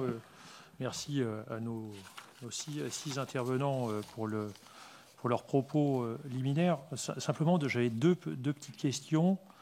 Aujourd'hui, vous avez fait état qu'il y avait un certain nombre d'acteurs qui s'étaient retirés du marché parce qu'ils rencontrent aussi un certain nombre de freins qui existent, notamment à l'arrivée de nouveaux acteurs sur ce marché, notamment liés, ça a été dit par plusieurs d'entre vous, sur la faible rentabilité pour les assureurs et les lourdeurs des procédures de marché public. Et donc ma question est simple, est-ce que vous pensez que le manque de concurrence aujourd'hui nuit à nos collectivités, et est-ce que par ce manque de concurrence s'explique par la faible rentabilité des contrats d'assurance avec ces collectivités? J'avais une deuxième question. Est-ce que vous pensez qu'aujourd'hui, qui s'adressent directement à vous en tant que maire, est-ce que vous pensez que les dossiers d'appel d'offres aujourd'hui sont trop complexes à mener? Est-ce que c'est aussi un frein aujourd'hui pour répondre aux différents marchés? Merci. Merci. On va prendre les questions. Et ceux qui veulent répondre, vous pouvez répondre à une partie de la question. Enfin, voilà, comme vous le souhaitez. Mais on va prendre les questions d'abord, toutes les questions, si vous voulez bien. Pierre Barros, puis Michel Canvet. Pierre. Oui, merci Monsieur le Président. Merci à toutes et tous pour vos témoignages, parce qu'on voit bien que les maires que vous êtes et les collectivités que vous administrez ne sont pas responsables de ce qui leur arrive. En fait, vous êtes tous des victimes d'une situation qui est soit historique, parce qu'on a construit un village sur une rivière, parce qu'on a une ville qui est sur le bord d'une digue, parce qu'on a comme ça des villes, et c'est la vie, et c'est l'histoire de ces villes et villages, et ce qui fait d'ailleurs leur charme. C'est ce qui fait aussi la qualité de vie de tous les habitants, et c'est pour ça qu'ils habitent aux endroits où vous administrez ces collectivités. Donc ce qui se passe, malgré tout, c'est la vie. Et un débordement de rivière, ça peut arriver. Et c'est vrai qu'avec les aléas climatiques qu'on vit de plus en plus resserrés, ça pose la question de comment on va continuer à pourvivre à ces endroits-là de manière sécure, sereine. Et je pense que c'est un sujet plus large. Et je trouvais que ça m'a permis de relire le rapport, au moins sur la partie des essentiels. qui est intéressant et qui renvoie aussi sur la question de la prévention des risques, qui est un vrai sujet, et qui ne doit pas renvoyer quelque part la responsabilité aux élus parce que ce serait trop facile, mais aussi doit aussi arriver à flécher quelque part comment on garantit l'indemnisation du risque, parce que ça va se partager entre les deux. Et le fait que, et j'ai eu dans ce rapport qu'à un moment donné, le marché n'était pas suffisamment concurrentiel pour faire son boulot correctement, et peut-être se poser la question, qu'est-ce qui a conduit au fait que le marché de l'assurance, il n'y a plus que deux opérateurs. Il y en a un, Groupama pour les villes de moins de 10 000 habitants, la SMAC, qu'on connaît très bien dans les collectivités, pour les villes d'un peu plus de 10 000. Et on voit bien que le marché ne marche plus, justement. Et quand on sait que de toute façon on est obligé de s'assurer pour ces biens, et à la fois c'est une bonne gestion, mais aussi c'est du réglementaire. Moi, j'ai été maire aussi pendant quelques années, pendant même assez longtemps, et même très dernièrement, on était très embêtés pour trouver un assureur sur le parc automobile. C'était le 31 décembre dernier. Et c'est pas pour autant, enfin, j'ai pas une accidentologie formidable. On gère notre parc automobile correctement, mais c'est pareil, ça a été très compliqué pour trouver un assureur qui prenne en compte le parc. Donc aujourd'hui, le marché ne fait plus le boulot pour des raisons certainement très structurelles. Comment à un moment donné, quand on peut imaginer que le marché retrouve ses capacités à répondre à ce genre de sollicitations des collectivités qui sont essentielles. Et puis moi, ce qui m'inquiète, et ça, c'est peut-être intéressant d'en débattre, c'est que les propositions de mutualisation, de régie à l'échelle, c'est que l'AMF a fait des propositions, a travaillé là-dessus. J'entends le collègue, parce qu'à un moment donné, on réfléchit tous ensemble, on essaie de trouver des solutions. Et pour le coup, les maires, ils n'ont pas d'autre choix que de construire des solutions, parce que c'est eux qui ont les mains dans le moteur, hein, et en général dans la boue. On va finir par trouver des opérateurs qui vont assurer des choses qui sont faciles à assurer, donc qui ont très peu de risques. Donc, pour le coup, c'est un bon investissement, enfin, c'est une bonne affaire pour les assureurs. Et puis après ça, tout ce qui coûte cher et qui a beaucoup de risques, ce serait le public qui se le récupérait à un moment donné. Enfin, je trouve qu'il y a quelque chose qui devient compliqué. Mais moi, ce qui m'inquiète, c'est qu'on finit par tenir ce type de raisonnement-là parce qu'on est acculé et qu'on n'a pas de solution en face de nous. Donc, je trouve que le débat est vraiment intéressant et important parce qu'il est révélateur d'une situation de blocage. On est coincé et malgré tout, il faut avancer. Et je trouve que ce que fait le Sénat, de toute façon, est toujours formidable. Mais ce sujet-là est sincèrement vital pour nos collectivités. Merci Pierre. Michel Canevet. Merci Monsieur le Président. Je voudrais tout d'abord remercier les maires pour avoir leur témoignage, effectivement, qui montre bien la diversité des situations que l'on connaît et la difficulté de les gérer. Alors j'ai réagi tout à l'heure un petit peu quand monsieur le maire de Rive-de-Gier a évoqué les profits des assurances. Je pense que les 2731 milliards dont il est question, intègrent aussi les placements financiers, puisque l'assurance vie qui constitue l'épargne de nos concitoyens doit rentrer sans doute dans le calcul de cela. J'imagine pas que les assureurs aient dégagé autant de profits à leur activité, ou alors ce serait particulièrement rentable et donc particulièrement intéressant. Effectivement, comme Pierre Barros, je m'interroge moi aussi sur l'idée qu'on peut effectivement retenir de prime abord, de dire il faudrait faire une caisse commune, mais s'il n'y a que les collectivités à difficulté qui adhèrent, on risque d'avoir quelques problématiques. Et vous connaissez tous l'état des finances publiques et la difficulté de pouvoir abonder une telle caisse. Donc on a d'énormes difficultés devant nous. Alors, je voulais demander au maire de la célèbre commune de Dinan, belle commune, pardon, de Dinan, peut-être, puisqu'il a eu recours à une solution. Ben oui, mais c'est normal. C'est normal. Il a eu recours à une solution originale quand même, qui est le recours à 2 opérateurs étrangers, éloignés en plus, américains et japonais. Est-ce que cela se fait à des conditions particulières? Est-ce que l'on pourrait peut-être, avec cette perspective-là, entrevoir pour certaines collectivités, d'autres collectivités, des perspectives? Est-ce qu'il y a, je dirais, une meilleure qualité de l'assurance par ces biens-là, ou alors est-ce que c'est tout simplement une solution intermédiaire? Merci Michel. Jean-Marie Mison. Merci Monsieur le Président. Oui, plusieurs d'entre vous, à commencer par vous, Madame le maire, avaient évoqué une solution de nature publique, évoquant une structure parapublique ou publique qui viendrait pallier la défaillance du marché de l'assurance en France. Est-ce que, selon vous, on aurait alors en France un système dual, d'un côté des assureurs privés qui continueraient, comme elles le font aujourd'hui, les assurances, et de l'autre côté, pour ceux qui n'auraient pas de solution, on s'appuierait sur une structure parapublique, publique, même si la question relève plus des acteurs de demain, mais j'aimerais en savoir plus sur comment vous voyez les éventuelles solutions que vous présentez. Merci. Merci. Alors moi j'en avais une petite, mais elle a déjà été un peu évoquée.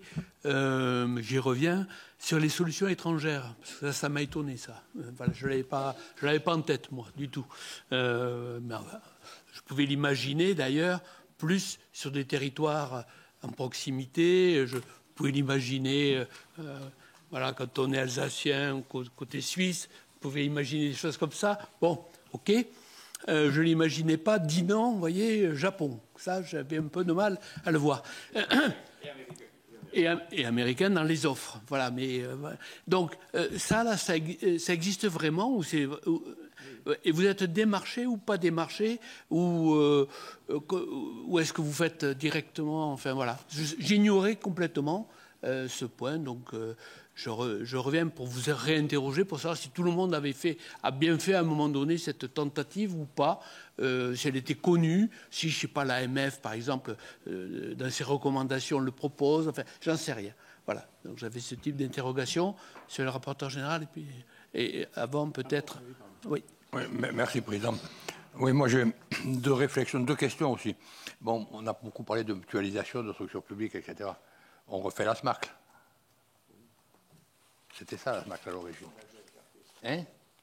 Et voilà, si on mutualise, on va avoir toutes les collectivités à fort risque à se retrouver avec le même assureur, et donc un résultat comptable qui sera forcément catastrophique. Alors moi, je ne sais pas ce qu'il faut en penser de ces assureurs étrangers. C'était essentiellement le but de mon propos, qu'ils soient japonais, américains ou suisses. Est-ce que ce n'est pas une espèce de coup de casino? C'est-à-dire, au vu du montant des contributions et du montant des franchises, de dire, ben, il y a une chance sur deux que la commune ne se soit pas sinistrée cette année, et on va faire le jackpot. Tout autant que ça représente une part très modeste de leur chiffre d'affaires, c'est une espèce de jeu. Mais je crois qu'on ne peut pas compter sur une généralisation, sinon on arrivera, qu'ils soient français ou étrangers, au même recours. Et pour conclure, ce n'est pas les collectivités qui ont des problèmes d'assurance. Parce que, grosso modo, la flotte automobile, il n'y a pas de problème pour l'assurer. Il n'y a que le truc des dommages aux biens qu'on n'arrive pas à assurer, et le risque statutaire. Là, alors, c'est catastrophique. Enfin. Et après, la flotte automobile, tous les assureurs sont capables de calculer le ratio de rentabilité d'une flotte automobile, donc ils ne prennent pas de risque là-dessus. C'est le dommage aux biens qui pose problème. Merci Christian Billac. Monsieur le rapporteur général. Oui, moi, je voulais juste revenir sur une opportunité qu'a priori toutes les communes n'ont pas saisie lorsqu'elles reçoivent une lettre de résiliation unilatérale. Logiquement, aujourd'hui, depuis l'arrêt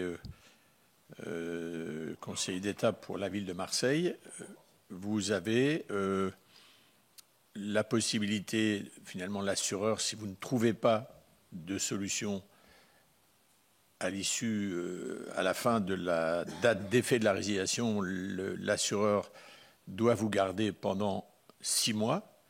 Et si vous n'avez toujours pas, dans cette période, évidemment, à condition que vous ayez fait les démarches et que vous puissiez en rendre compte, doit vous garder encore 6 mois. Donc, comme certaines des communes n'ont pas évoqué, est-ce qu'elles ont choisi d'autres modalités en refusant elles-mêmes de pouvoir bénéficier de cette possibilité qui est simplement une possibilité temporaire qui normalement doit permettre en tous les cas de mieux travailler le cahier des charges avec sur les modalités diverses et multiples Moi, je veux donc simplement poser cette question, vous remercier, mais comme le président, comme on a déjà donné beaucoup d'éléments, comme le président l'a dit, à ce stade, je ne souhaite pas, en tous les cas, on pourra le faire après, donner d'éléments d'explication, parce que comme on reçoit demain à nouveau les assureurs, et que je vous dis ce que je pense que il faut que ça bouge, et pour que ça bouge, ben, j'ai bien compris qu'il fallait jouer un bras de fer sur, et je terminerai par là, sur un sujet qui est un sujet important et qu'on avait à la première ou la deuxième audition. D'ailleurs, c'est au moment où, au début de la mission d'information, on a eu un bout de débat entre nous, entre sensibilité politique, ça paraissait plus comme ça, en disant ben, il faut peut-être avoir une solution publique-privée. Je vais simplement vous dire, mais ça a déjà transpiré dans les éléments de réponse, je ne suis pas sûr que ce soit, je dirais, enfin, on avait plutôt conclu que ce n'était pas la solution. Ça a été rapporté, mais on reste là-dessus parfaitement ouvert, parce que aujourd'hui, nous, on va avoir besoin d'entendre les raisons pour lesquelles les situations, elles sont assez différentes, parce que quand vous n'avez pas de sinistralité et de manière durable, voilà, c'est aussi pour ça qu'on a donné des préconisations de justifier, ne serait-ce que pour avoir un recours, pour pouvoir mettre en cause l'assureur, parce que sinon ça peut être, comme les licenciements, ça peut être vu comme des procédures abusives. Voilà, mais je pense qu'il faut qu'on continue de consolider notre bas de laine pour avoir des arguments, pour pouvoir discuter à la fois pour faire progresser maintenant le plus rapidement possible ce dossier, à la fois au bénéfice des communes, mais parce que l'État, me semble-t-il, a aussi un rôle comme le Parlement, donc il faut qu'on arrive à faire bouger les éléments. Je vais vous donner la parole pour peut-être, si vous le voulez bien, 2 minutes de retour par rapport aux questions de nos collègues. Si vous souhaitez revenir sur 1 ou 2 points, je vous donne, madame, la parole en premier. Merci. Pour répondre dans le désordre aux différentes questions, est-ce que la procédure de marché est trop lourde? Est-ce qu'il y a une problématique de concurrence? Est-ce que la question d'un opérateur public serait la solution? En tout état de cause, aujourd'hui, les opérateurs privés ne répondent plus à nos sollicitations. Les opérateurs privés, peut-être que les montants de leur placement ne sont pas ceux-là, mais en tout cas, on n'a pas affaire à des philanthropes. Ils font des bénéfices. Et aujourd'hui, ils ne nous assurent plus. C'est un fait. Donc, quelles sont les solutions? Aujourd'hui, face à l'absence de solutions pour les collectivités, oui, on imagine, nous, maires, de se tourner vers la puissance publique. Ça a été dit à de nombreuses reprises. Nous avons dans nos bâtiments des biens publics. Les écoles, c'est l'avenir de notre pays. Ce sont les enfants de notre pays, c'est l'avenir de notre pays. Les crèches, les équipements sportifs, tout ça, ce sont des biens publics, il faut bien qu'on assure, sur lesquels on a investi. Ce sont aussi les finances publiques, les impôts que les Français payent qui permettent de financer l'ensemble de ces bâtiments. Donc on se doit de les assurer. Face à l'absence de solutions, la proposition que l'on est un certain nombre à formuler, c'est en effet de se tourner vers la puissance publique, l'État, une structure publique, une structure parapublique. Je ne sais pas, je ne suis pas spécialiste de ce sujet. En tout cas, ça me paraît être aujourd'hui une solution qu'il faut creuser parce que nous ne pouvons pas, nous, rester sans solution. Sur la question des assureurs étrangers, alors je n'ai pas évoqué tout à l'heure le nom des assureurs de Petit Queville, mais avant d'avoir notre nouvel assureur qui est un assureur étranger, nous avions auparavant, celui qui a résilié notre contrat, un assureur lui aussi privé. Je suis désolée pour le collègue de Saverne, c'était Helvetia. Helvetia qui a donc résilié notre contrat après une déclaration de sinistre liée aux émeutes. Ça a été évoqué. Nous ne sommes pas responsables des événements auxquels nous avons dû faire face. Ce sont des événements qui nous dépassaient. Donc, voilà, les assureurs étrangers aujourd'hui répondent. Je pense qu'ils y voient une opportunité, eux aussi, de pouvoir engranger à un moment donné des finances, puisque dès qu'il s'agit de couvrir les sinistres, eh ben, il n'y a plus personne. Donc c'est pour ça aussi que je pense qu'on fait cette proposition d'avoir un établissement public, je ne sais pas sous quelle forme, mais qui puisse nous permettre d'envisager l'avenir et le futur pour nos collectivités de manière plus apaisée. Merci, madame. Qui souhaite, monsieur Le Chien? Oui, je vais répondre au sénateur Canevet. Nous avons été mis en relation avec un cabinet de courtier international par banque locale qui s'appelle le Crédit Agricole, qui nous a mis en relation avec eux et qui, ce cabinet étant tout à fait au fait des difficultés assurantielles des collectivités locales sur le marché français, s'est tout de suite mis en recherche de compagnies d'assurance internationales. Et donc c'est comme cela que nous avons trouvé cette compagnie japonaise, cette compagnie américaine. Il y a une part d'opportunisme, bien évidemment. Il ne faut pas se le cacher. C'est-à-dire que ces compagnies étrangères profitent aussi du retrait des compagnies nationales du marché des collectivités territoriales.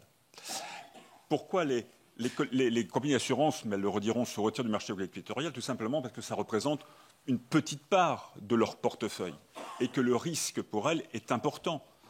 Et ça, d'ailleurs, nous interpelle, nous élus, c'est-à-dire à la fois sur la connaissance de notre patrimoine, sur la connaissance des risques encourus par notre patrimoine. Et je pense aussi qu'il faudra sans doute un système à plusieurs étages. Il faut que l'on arrête, nous, élus locaux, même s'il s'agit bien évidemment de ne pas transférer la responsabilité sur les élus locaux. Mais il faut je crois qu'il faut qu'on évite de déclarer tous les sinistres que nous connaissons pour éviter justement d'aggraver notre taux de sinistralité et décourager les compagnies d'assurance de nous accompagner. Et donc, on peut penser que les collectivités, les communes, les villes peuvent être leurs propres assureurs pour les petits sinistres, avoir recours aux compagnies d'assurance pour les sinistres de taille intermédiaire et pour les sinistres exceptionnels, en effet, je rejoins les collègues, c'est d'avoir recours à la puissance publique, c'est-à-dire à l'État. Mais ça ne peut pas être, à mon sens, ça ne peut pas être une compagnie d'assurance qui soit dédiée au marché des collectivités territoriales, tout simplement parce que les collectivités locales, ça représente une part infime, je dirais, du marché des assurances. Et donc jamais nous ne trouverons des compagnies d'assurance qui s'engagent et on n'arrivera jamais à assurer la rentabilité de ces compagnies d'assurance. Voilà. Merci, monsieur Le Chien. Oui, merci. Sur Boni. Cet enjeu, quelle structure publique moi, je crois que le débat, ce n'est pas pour ou contre une structure publique, c'est quelle structure publique. Et effectivement, comment on garantit ce financement? Ne tombons pas dans le piège, effectivement, de la privatisation des profits et de la nationalisation des déficits. C'est évidemment un piège grossier dans lequel il ne faut absolument pas tomber. En revanche, puisque les acteurs privés se désintéressent de l'intérêt général que représentent les collectivités locales, je crois qu'il faut quand même leur poser cette question. Moi, c'est ce que j'ai essayé de dire dans mon intervention. Ces mêmes compagnies privées qui font florès, tant pis pour les chiffres, en tout cas, la réalité, elle est quand même qu'il y a un marché qui va bien du côté des assurances. Où elles font leur profit? Sur les territoires communaux. Là où, justement, le service public permet le développement de l'activité économique. Tous les maires sont soucieux du développement de l'emploi, de la création de richesses, pour que nos territoires aillent de l'avant. Comment c'est possible s'il n'y a pas ce service public municipal dans toutes ses composantes? Je ne vais pas redétailler ici tout ce que nous faisons, et vous le savez autant que moi. Donc, à un moment donné, il faut créer cette relation. Nous sommes une communauté. Quelles que soient nos responsabilités, nous sommes un pays, nous sommes une nation, et donc chacun doit pouvoir prendre sa part. Et donc, nous devons trouver les mécanismes du financement de la couverture assurantielle pour les collectivités. Et quand on pose la question de la rentabilité du secteur des collectivités locales, moi, ça m'intéresse de savoir, peut-être pas depuis l'origine, mais en tout cas sur la dernière période, combien les collectivités ont dépensé en cotisation d'assurance et combien elles ont perçu en indemnité.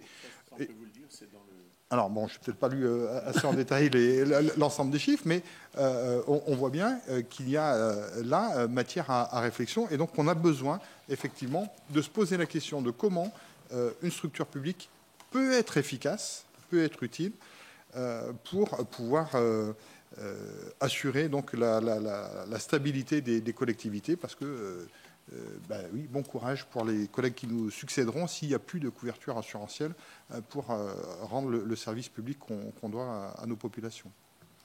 Merci beaucoup, Monsieur Boni. Monsieur Leyenberger. Je rejoins largement ce que j'ai entendu de la part de mes collègues. Peut-être juste pour répondre à la question qui était de savoir si la difficulté était peut-être liée à des appels d'offres trop complexes. Alors c'est vrai qu'on a affaire à beaucoup de complexité dans nos métiers. Je n'ai pas l'impression que ce soit au niveau des appels d'offres de l'assurance qu'il y ait de véritables difficultés. La preuve, c'est qu'on est tous tombés dans le gré à gré et que même en gré à gré, on n'est pas arrivé à trouver des assureurs. Donc je ne pense pas que ce soit une partie de la difficulté. Puis juste pour ajouter à l'aspect international, dire que nous avions trouvé au bout de 3 mois de recherche un assureur britannique qui gentiment nous proposait pour des primes de 300 000 € de nous assurer pour un montant maximum de 6 millions. Voilà, on n'a pas accepté. Merci beaucoup, Monsieur Olaron. Merci. Sur la complexité des appels d'offres, effectivement, j'entends que ça puisse être compliqué pour le plombier du village de répondre à un appel d'offres, mais en revanche, pour les compagnies d'assurance, je pense que c'est tout à fait dans leur corde. D'ailleurs, quand elles y voient effectivement une rentabilité, elles n'ont pas de difficulté à répondre. Donc la réalité, c'est pas la difficulté à répondre, la réalité, c'est l'envie. La difficulté, c'est l'envie de répondre. En l'occurrence, je pense que les assureurs n'ont pas envie d'assurer les collectivités et elles se désengagent progressivement.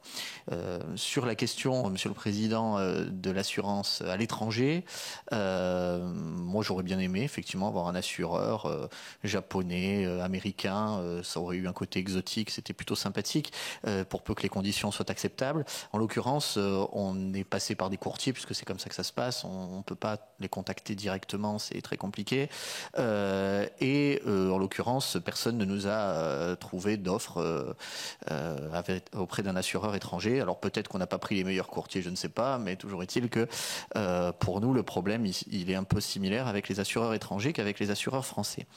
Sur la proposition que j'ai mise sur la table, et qui, comme toute proposition, a ses avantages, ses inconvénients et ses limites, d'évoquer effectivement un système de fonds publics, il est bien évident que dans mon esprit, ça ne peut pas être un système qui ne concerne que les communes qui ont des difficultés à s'assurer.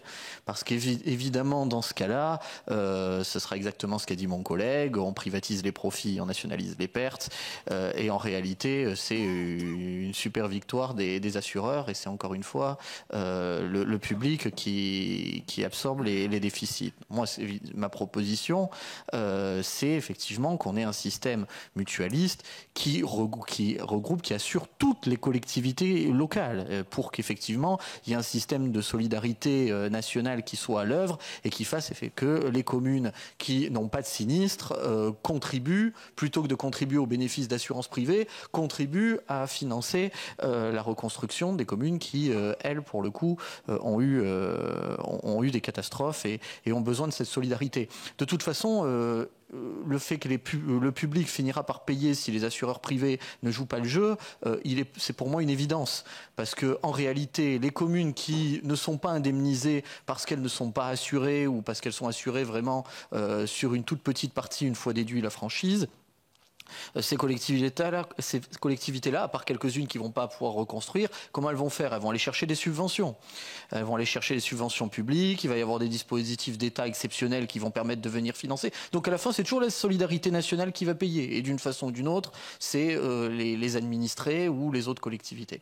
Donc ma solution, c'est de dire, puisqu'à la fin, de toute façon, c'est toujours le public qui va payer quand les assureurs privés ne jouent pas le jeu, autant de rentrer dans un vrai système dans lequel ce sont aussi le public, c'est aussi le public qui encaisse ce qu'aujourd'hui on verse aux compagnies d'assurance pour pouvoir redistribuer.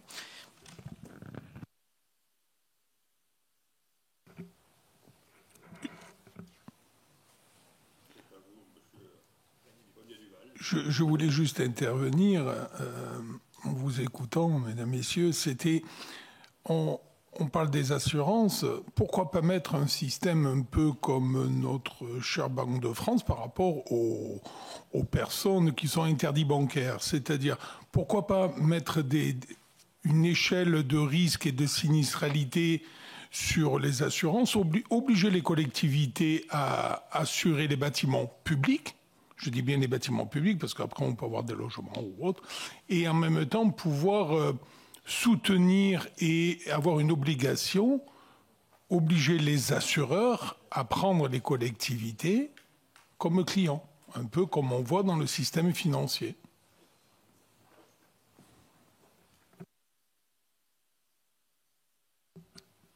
Monsieur le rapporteur général. Oui, je veux juste peut-être donner quelques éléments parce que je réfléchis à la manière dont on pourrait communiquer des éléments hors de cette table ronde pour éviter de biaiser ou en tous les cas de jouer, de découvrir les cartes parce que je redis, vous pouvez compter sur moi, on va se battre pour trouver des solutions. Je veux quand même redire ce que disait tout à l'heure Christian Milac, parce que quand je suis allé dans le Val-de-Marne dans la tournée des auditions, c'était à peu près la même chose qu'aujourd'hui. On était une quarantaine, et là, ça tirait à boulet rouge. Il y a en gros une quarantaine de communes, j'ai retenu. C'est plutôt des villes moyennes.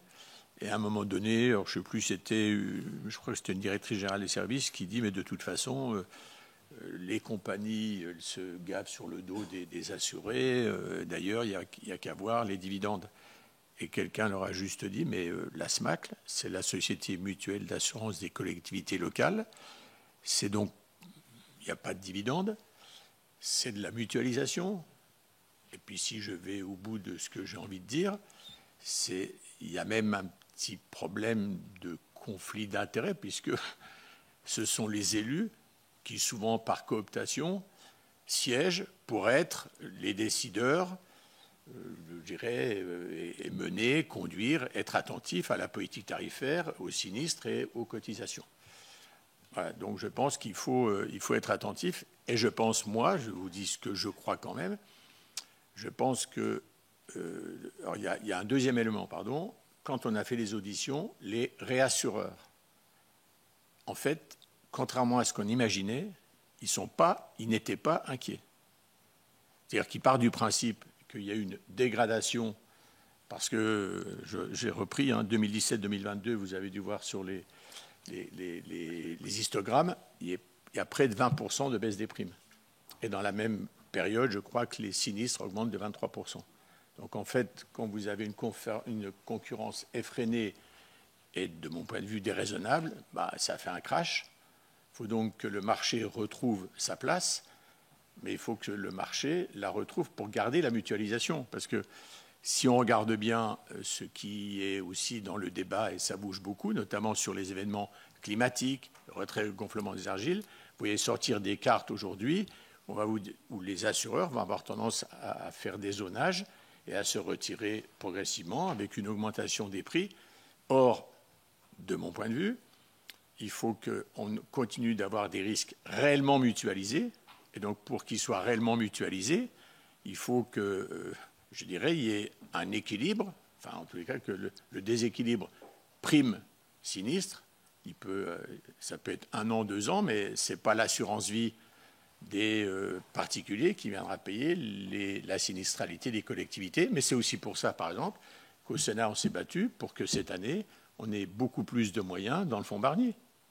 Parce que quand on a un fonds Barnier à 450 millions d'euros, mais que, enfin, en théorie, mais qu'on n'en met que 200, je suis désolé, il en manque 250. Et le travail qui n'est pas fait pour aider la prévention, ce que tu disais, on recule. Et qui est-ce qui paye?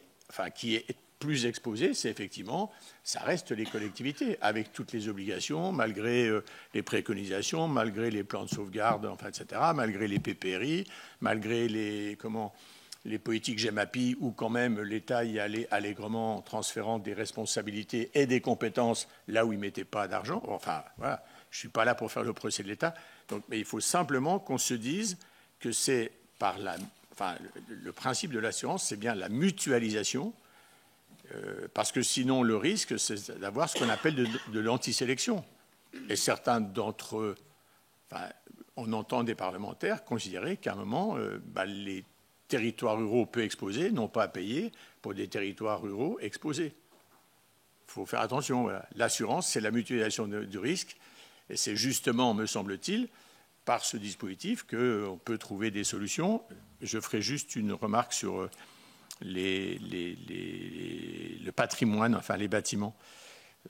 Quand vous êtes dans des villes, je ne dis même pas des grandes villes, il y a une partie du patrimoine qui n'est pas assurée. Vous avez parce que les conditions seraient, comment dirais-je, tellement onéreuses que les collectivités font de Paris qu'il n'y aura pas en même temps des sinistres importants d'incendie ou autres sur leurs bâtiments, un patrimoine exceptionnel. Voilà, ça ne veut pas dire que ça n'arrive pas. Hein. Enfin, voilà, moi, je suis à Meurthe-et-Mosellans en 2003. Enfin, il y a eu le Parlement de Bretagne, mais le château de Lunéville, le petit Versailles-Lorrain, comme on l'appelle, il a pris feu, quoi. Et à l'époque, alors il y avait, je crois, l'indemnité d'assurance 25 millions d'euros, mais l'État, il en a rajouté, le ministère de la Défense, enfin, etc. Donc, et on pourrait raconter une autre histoire sur le sujet. Voilà, donc, ce que je veux dire par là, c'est que vraiment, je veux que vous compreniez que les témoignages, je vous dis, peut-être on reviendra vers vous, y compris pour tester des solutions, mais je pense qu'il faut qu'on soit bien attentif au fait que le principe même de l'assurance, c'est de mettre des risques mutualisés, avec une difficulté quand même pour les collectivités sur une partie de vos risques, c'est que l'assurance n'est pas obligatoire. Et donc, évidemment, quand elle n'est pas obligatoire, la mutualisation oui, elle est, en tous les cas, elle est moins évidente, puisqu'elle ne porte pas sur tout le patrimoine. Donc, ça reste un exercice difficile. Et je pense que l'exercice difficile, mais vous l'avez vu, et peut-être il faut tester. Hein, dans nos propositions, on a fait des propositions notamment sur le risque d'émeute pour peut-être considérer qu'on pourrait mettre un système un peu comme la dotation sur les événements climatiques. Voilà. Alors, à mon avis, donc il faut que vous nous disiez éventuellement ou que vous nous fassiez remonter vos points de vue, si ça peut rentrer, je dirais, si ça peut être une opportunité, sachant quand même, parce que quand plusieurs maires ont dit les émeutes, ça nous échappe, c'est vrai, mais ça n'échappe pas à tout le monde, parce que derrière, il y a une autorité régalienne qui est l'État, donc qui doit exercer le pouvoir de police, enfin la sécurité publique, etc., et qui en même temps compte ou travaille avec notamment les communes, dont c'est aussi en tout ou partie une responsabilité partagée, on va le dire. Voilà. Non mais c'est comme ça que l'État le dit parfois. Donc je ne dis pas... Ah. Oui, allez-y. Pardon, mais moi ça me fait assez réagir parce qu'effectivement, ces émeutes urbaines qu'on a connues à l'été 2023, l'expérience que j'ai, mais que d'autres collègues ont vécu, c'est qu'il manquait de forces de police nationale pour protéger nos biens. Et pendant 2 nuits consécutives, c'est le maire, ses élus, qui ont protégé le bâtiment patrimonial qu'est la mairie, parce qu'à 1h du matin, le commandant de police, que je connais bien, me dit « Monsieur le maire, on est obligé de s'en aller. Les émeutiers sont en face. » Et la mairie est grande ouverte. C'est bien ce que je vous dis. Il y a bien une responsabilité. J'ai parlé du régalien. Il y a donc voilà, l'État. Mais cette responsabilité, vous tourner contre l'État. Elle ne peut pas être partagée au sens où on aurait, nous, à prendre en charge. D'accord. Non, souvent l'État dit on est sur un espace public, la tranquillité, ça. Non, je dis simplement, quand je disais ça, c'est parce qu'on peut se retourner, vous le savez, contre l'État qui n'a pas mis les moyens, alors ça met du temps, hein, il faut accepter un contentieux, etc. Voilà. C'était ça l'observation. C'était pas de considérer que les collectivités devaient participer, financer, qu'elles étaient, entre guillemets, en responsabilité. Juste encore un mot, je me permets, puis je laisse la parole, simplement puisqu'on est sur le sujet de la relation avec l'État, cette question moi j'ai posé comme proposition, comme demande d'abroger le décret qui réforme la catastrophe, l'assurance en cas de catastrophe naturelle. Voilà, moi je souhaite vraiment que c'est quand même pas compliqué à revenir en arrière. Et je pense que c'est important de pouvoir le faire parce que là, c'est vraiment un sentiment de double peine. Et là, c'est entre le législateur et les collectivités locales que ça se joue. L'assurance, elle est même pas acteur dans ce dossier-là. Donc voilà. Madame Goujon. Oui, je rejoins mon collègue sur la question des émeutes et des moyens de l'État. Quand on dit que les choses nous échappent, c'est qu'on est sur un phénomène national. sur lesquels on a très peu de moyens d'action. Et que évidemment les collectivités et notamment les communes et sur le territoire de la métropole de Rouen dont fait partie Petit-Quevilly, c'est particulièrement prégnant face au manque de moyens de la police nationale. Aujourd'hui, c'est 100 policiers nationaux qui manquent sur la métropole de Rouen. Les collectivités protègent de toute façon tous les jours leurs bâtiments avec de la vidéoprotection dans laquelle on investit fortement, avec la présence de police municipale que l'on a sur Petit-Quevilly, dont on a augmenté l'effectif. Mais à un moment donné, au moment de ces émeutes, on a eu recours, pour le coup, nous, à des sociétés privées de sécurité pour protéger nos bâtiments, parce que nos éducateurs de rue nous faisaient remonter le fait qu'après s'être attaqué une école, ils allaient s'attaquer à une école neuve sur le quartier qui nous avait coûté quand même 6,5 millions, qu'ils allaient s'attaquer à l'hôtel de ville. Et donc ces bâtiments-là ont été gardiennés par des sécurités privées pour justement essayer d'éviter que l'on soit encore plus victime de ces événements qui, pour le coup, nous dépassent, puisque c'était un phénomène national. Il y a quelques années, à Petit-Quevilly, on a dû être confronté à des rixes entre quartiers de communes limitrophes, et un jeune de Petit-Quevilly est décédé. Pour autant, c'est un phénomène local que l'on a su maîtriser grâce à notre présence sur le terrain et à nos éducateurs notamment et à nos médiateurs. Mais là, on était vraiment sur un phénomène qui, pour le coup, nous dépassait parce que c'était un phénomène national. Merci. On approche de la conclusion, mais M. Blanc a demandé la parole et c'est Bernard Delcros qui conclura nos débats. Merci, Monsieur le Président. Si j'ai droit à une ultime question, j'aurais aimé, s'il vous plaît, interroger la table ronde sur la piste évoquée par le rapporteur général, à savoir celle du caractère abusif des procédures. Est-ce que vous y avez songé ? Est-ce que vous avez songé à faire du contentieux, concrètement, sur ce terrain des procédures abusives ? Si oui, que deviennent-ils ? Si pas, avez-vous écho d'autres collègues, d'autres collectivités qui auraient tenter leur chance devant le juge, et est-ce que ces procédures ont éventuellement prospéré du fait de leur caractère abusif ? Madame Gauchon. Merci. Oui, vous avez évoqué tout à l'heure la décision du Conseil d'État sur le grand port maritime de Marseille. Donc on a menacé, nous, l'assureur qui nous avait informé de la résiliation du contrat, d'avoir recours à un contentieux sous couvert de cette décision du Conseil d'État. On va dire que cette menace, cumulée à la médiatisation de la résiliation unilatérale du contrat, a fait que l'assureur est revenu à la table des discussions et des négociations et qu'il a prolongé d'1 an la couverture de nos biens. Mais ça, c'est une menace. Mais est-ce qu'il y a eu par ailleurs... Ah voilà. Mais est-ce qu'on peut revenir là-dessus ? Est-ce que... Donc la commune de Breil a été au contentieux contre son assureur et effectivement la demande c'était de pouvoir prolonger d'1 an notre contrat d'assurance pour avoir le temps de se retourner et notre fondement juridique c'était justement cette jurisprudence Grand Port de Marseille. Et dans le cas de Breil ça n'a pas abouti. La raison qui a été invoquée par le juge c'était en fait il aurait fallu dès que l'assureur nous a signalé que il mettait un terme à nos contrats, il aurait fallu contester immédiatement la décision de résiliation. Or, de façon assez logique, quand notre assureur nous a dit bon, on veut plus vous assurer, on s'est pas dit on va l'attaquer, on s'est dit bon, on va en chercher un autre. Voilà ce qui semblait. D'autant que la façon dont elle a présenté les choses, elle nous a dit bon, votre contrat est obsolète, mais on veut remettre les choses à plat. Donc rien ne nous disait que ce même assureur allait pas nous proposer un nouveau contrat avec de nouvelles conditions. Donc voilà, c'était le fondement du tribunal administratif pour rejeter notre requête. Mais ça montre peut-être que d'autres auront plus de chance et je leur souhaite. Mais ça montre quand même que il y a cette jurisprudence effectivement, mais que c'est pas pour les communes une garantie d'obtenir ces délais supplémentaires.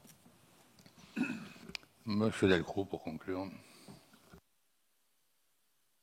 Bon, peut-être pas conclure, mais moi j'ai, comme beaucoup d'entre nous, été maire pendant longtemps et je me retrouve parfaitement dans les propos de chacun d'entre vous, et je partage ce que vous avez dit. Les collectivités ne sont pas responsables. Elles ne sont pas responsables des émeutes, elles ne sont pas responsables des événements qui peuvent se produire. Elles gèrent des biens publics, les collectivités gèrent des services publics. On est bien sur des sujets d'intérêt public. Et en plus, elles remplissent des missions pour le compte de l'État.